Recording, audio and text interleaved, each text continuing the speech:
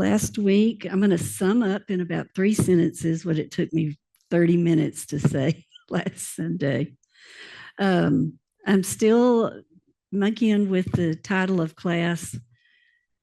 Right now I'm leaning towards spiritual transformation or spiritual formation. So I'm going to use the term spiritual formation today. So our goal in our spiritual formation is to become more attentive to the work of God in myself and others, and to listen with intent to the Spirit within and among us all. So those are two pretty strong words when you think about it: attentive and intentive.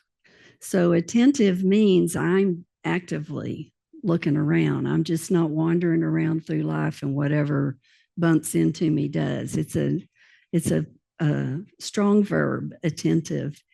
And then intent or intention or intentive also is another active verb where it's, to me, it's kind of like attention, but it is a focus. And intention is a word I find myself using some in my work at the hospital, because I see several people a day, and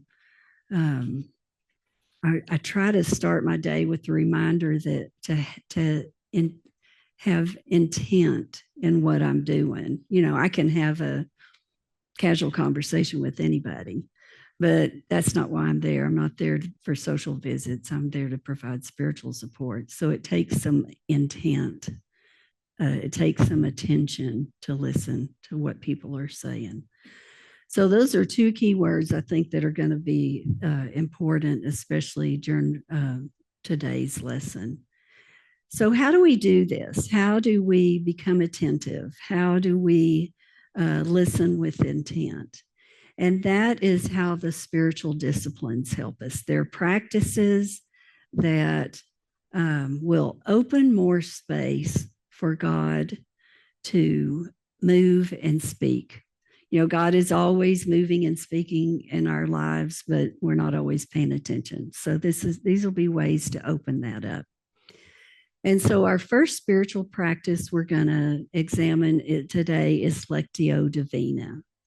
But before we start with that, I want to ask you a couple of questions. One question: why do you read the Bible? Just shout out an answer. I'll repeat it for our Zoomers. Why do you read the Bible? To learn stuff. Yeah. What else? No wrong answers here. What was that? Oh, yes, there are. No, they're not, Danny. What else? To build a relationship with the Lord. That's good. What'd you say, Carolyn? I'm sorry?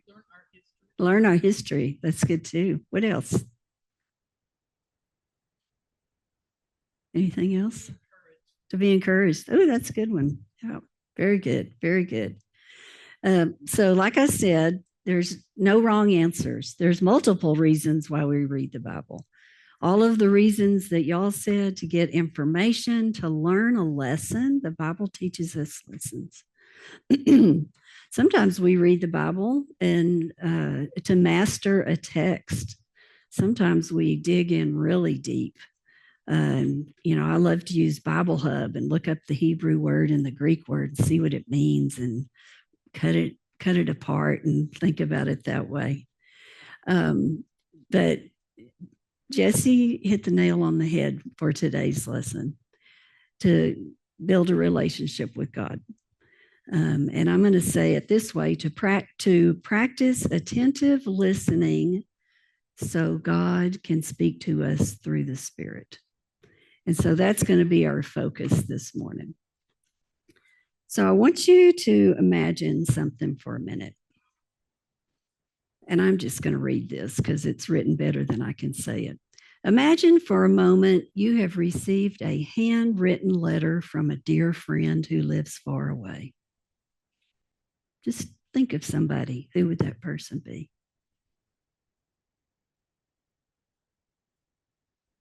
What would you anticipate about this letter? Where would you like to be when you read it? Perhaps you can imagine settling into your favorite easy chair or finding a quiet and secluded spot, a place where you can set aside the unfinished tasks of your busy life and enter into the world of your friend's letter. Think about that with your friend you're thinking about. Eagerness for news could tempt you to devour each page as quickly as possible.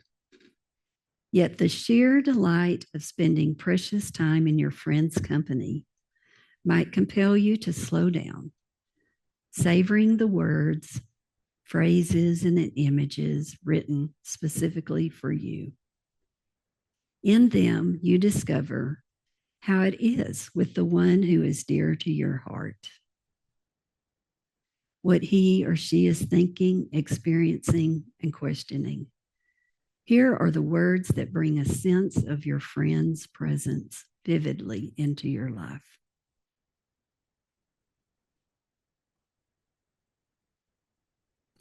Now imagine a different scenario.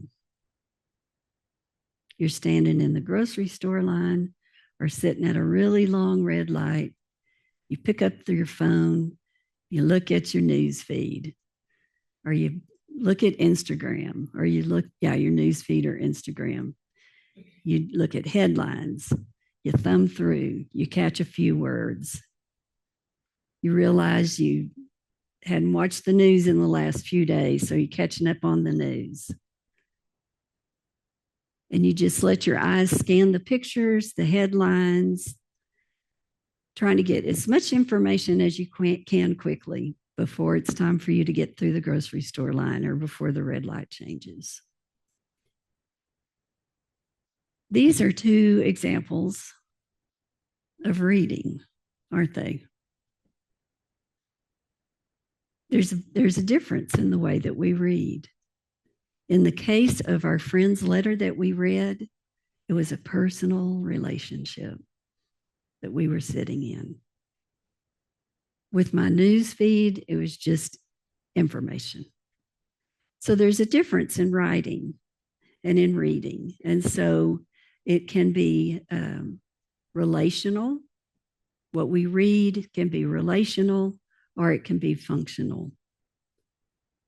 When we read, we can read for formation, especially if we're reading a sacred text, or we read for information.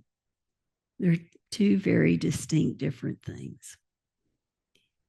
And I'm not sure that we always realize what a radical suggestion it is to read, to be formed and transformed, rather than to seek information. Okay. So this sets us up to talk about this practice of Lectio Divina, this spiritual practice. Lectio Divina is a Latin term and it means divine reading. And there's 4 movements to Lectio Divina. And I'm going to give you a handout so you'll have this too. It's in here. And it's like the choreography of a divine dance. And so it's a movement, or it's 4 movements together. And when you first start to do it, it's kind of like, okay, what do I do next? What do I do next? What do I do next? But think of it as a dance, as a circle. It's not a line where you start and you end, and that's it. It's more like a circle. On my graphic, it's a square because I couldn't figure out how to do it in a circle. But when to set the stage for Lectio Divina, the ideal stage for it is this. You want to set up a conducive environment and give yourself about 30 minutes of quiet time. Make it the best of your day, whatever that is. Some of us wake up going And the morning is the best of the day. Some of us, the evening is the best of the day. Find a place of solitude, of somewhere comfortable. In my office, I've got a big old stuffed chair. That's my chair I sit in. And experiment with it. You can, I've done it when I've played music. I've done it in the silence. Personally, I prefer the silence, but I occasionally do like soft music in the background and have no agenda. Go into it just being ready to receive whatever the Spirit reveals. So it's a spiritual practice, not a spiritual accomplishment. It's probably nothing that we ever perfect, but it's just a practice. And, kind of like the illustration that I read last week about the river. Sometimes we jump in, dive in all of it, our whole body. Sometimes we stick our toe in. But I just want to present this practice to you as a way to read scripture, maybe a little bit differently, and a way to spend a little bit of quiet time with God. Okay. So we are going to do one. Devin, do you mind handing some of these out? So first I want to explain how it works, what the process is. Thank you.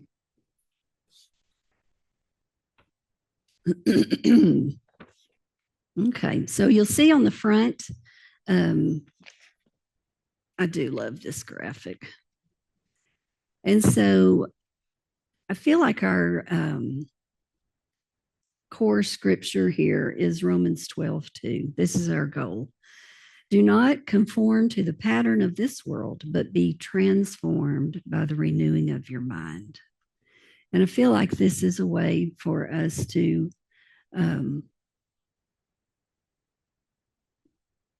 I'm not going to say attain, but to work towards our spiritual transformation.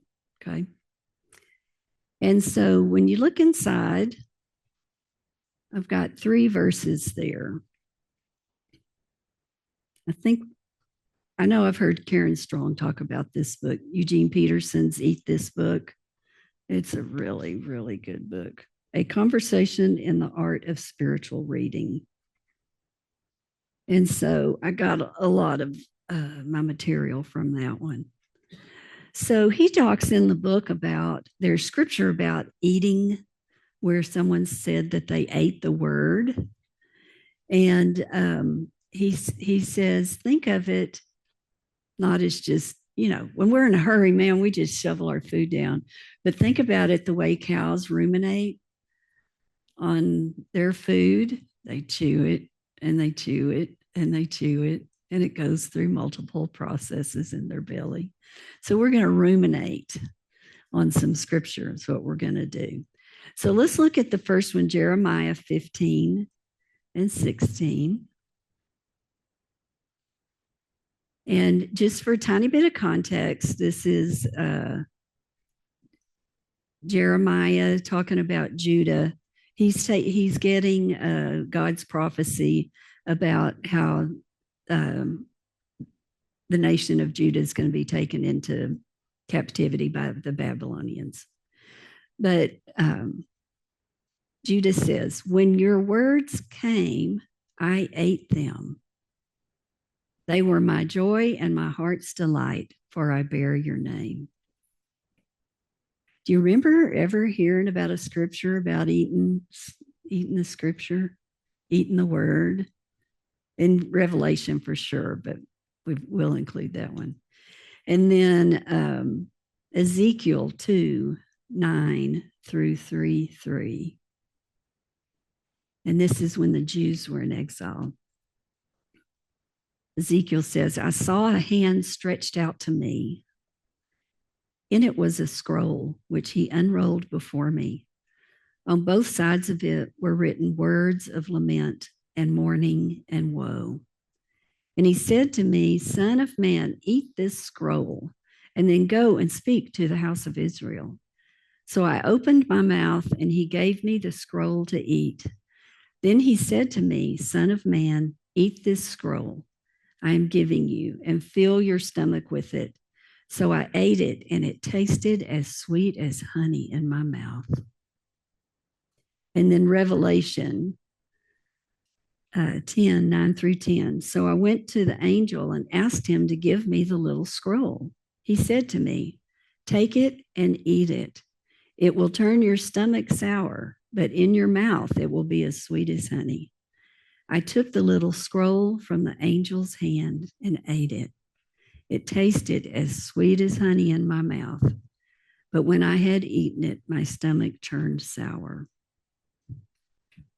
So we're going to chew on a passage today.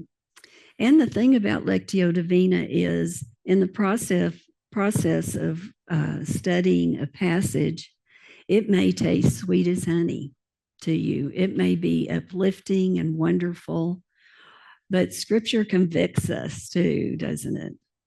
And so you may be convicted. So in the context of my imagination here of the tasting sweet and tasting sour, if we're really meditating on scripture, there are going to be times we're going to feel full of joy, and then other times we're going to feel very sad and convicted. And that's how it should be. So if you'll look at our little squares here on the right, I want to tell you about the steps of Lectio Divina. So the first step, so we're talking about divine reading. The first step is Lectio or lection. If you add an N to the end, each one of these, we can make it an English word. Lectio is reading. So we're going to, the goal is reading that is reflective, gently paced, one bite at a time. And your thought is going to be, God, what are you trying to say to me? So we're going to read the scripture once. I feel like that kind of primes the pump, but this is the practice. And pause, and then we'll read it again. In that second reading, you're going to listen for a word or a phrase or a concept that draws you to it. And then we're going to have some silence because we're going to be thinking, what are you trying to say to me? And then the next movement is going to be meditation, meditatio.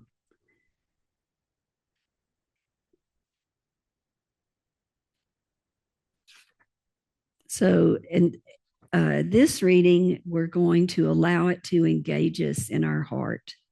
Let the images in the story become real, like we are there. And enter the scripture with playful curiosity. And here we're going to ask God, what does this mean to me personally or communally? So when in reading scripture in this second movement of the dance, our goal is to move our reading from our head to our heart to embody it.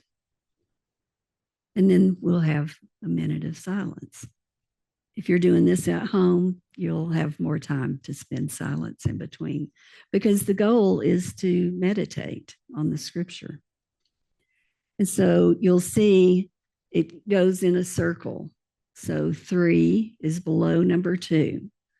And this is going to be oration, which is spoken, oratio, spoken prayer.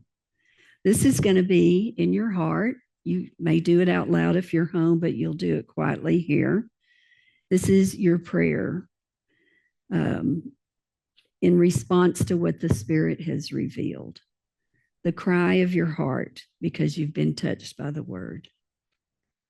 And so when this is read, you're going to listen to an invitation from the Spirit to express yourself. This could be a response to what has settled in you that you may want to ask God, why is this being brought up for me?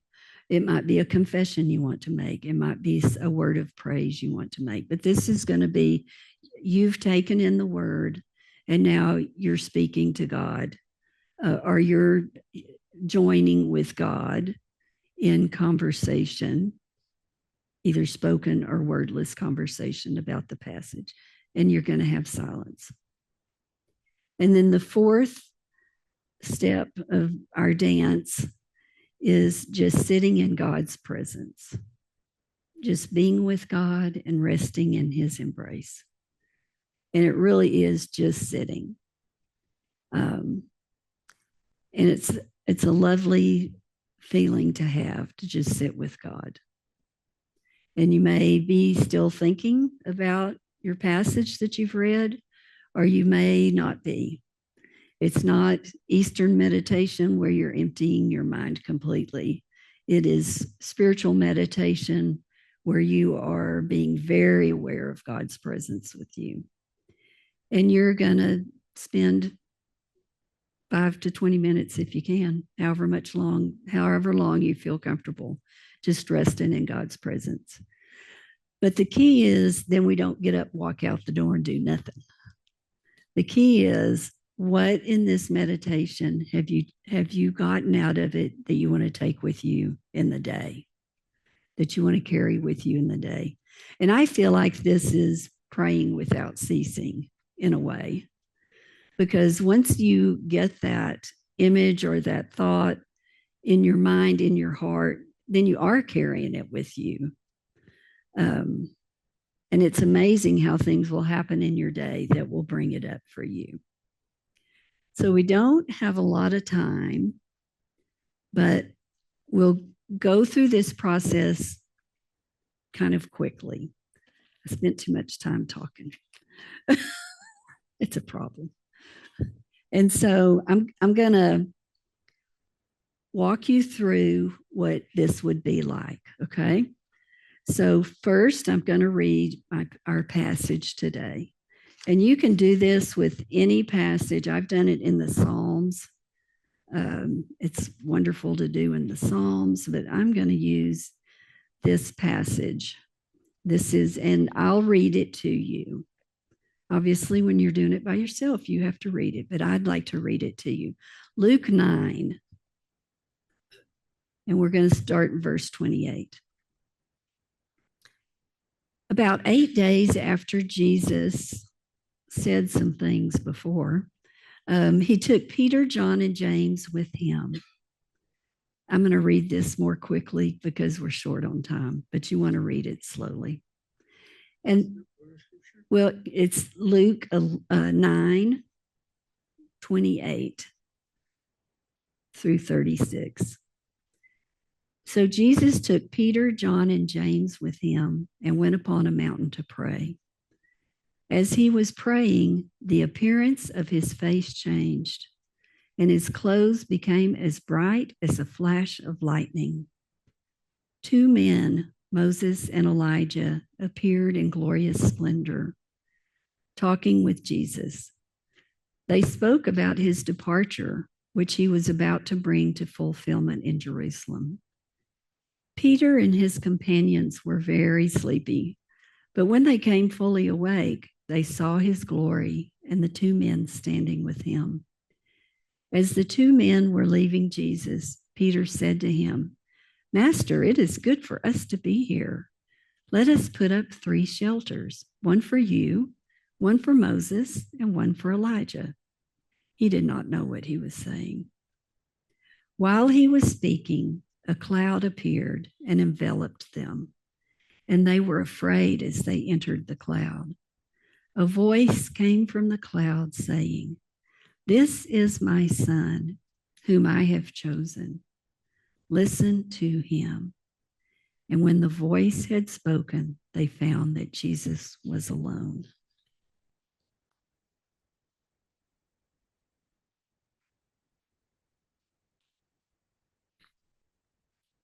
So I'm just going to let you sit for just a minute and think about that scripture.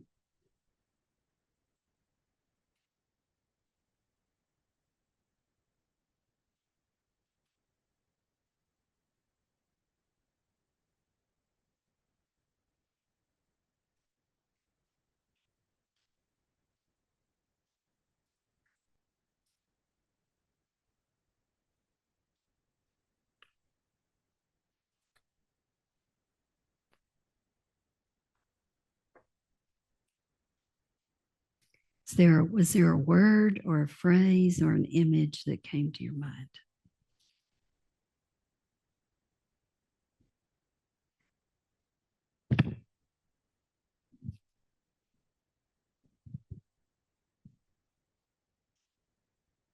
Okay, we'll move into our meditation.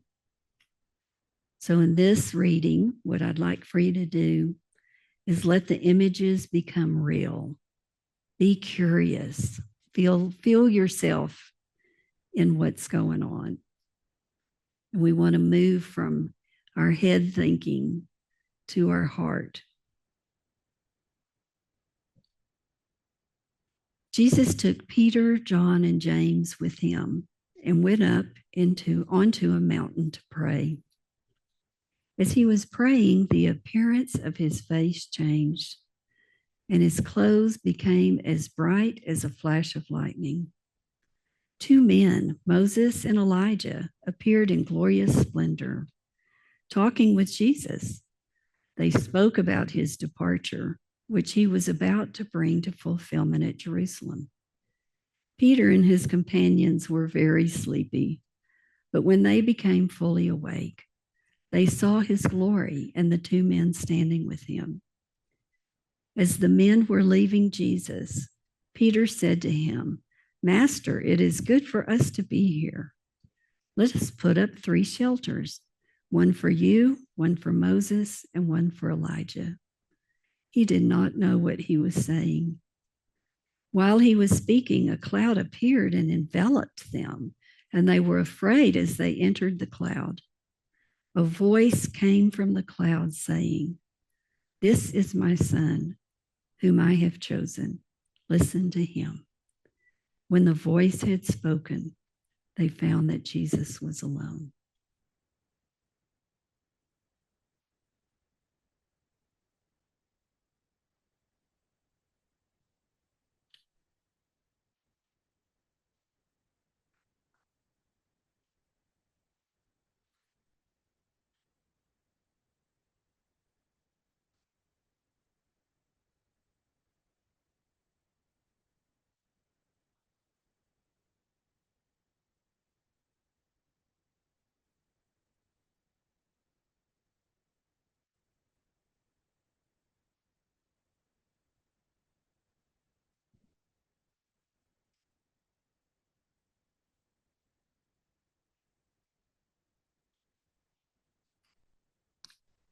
So we don't have the time, unfortunately, to sit in it a little bit longer.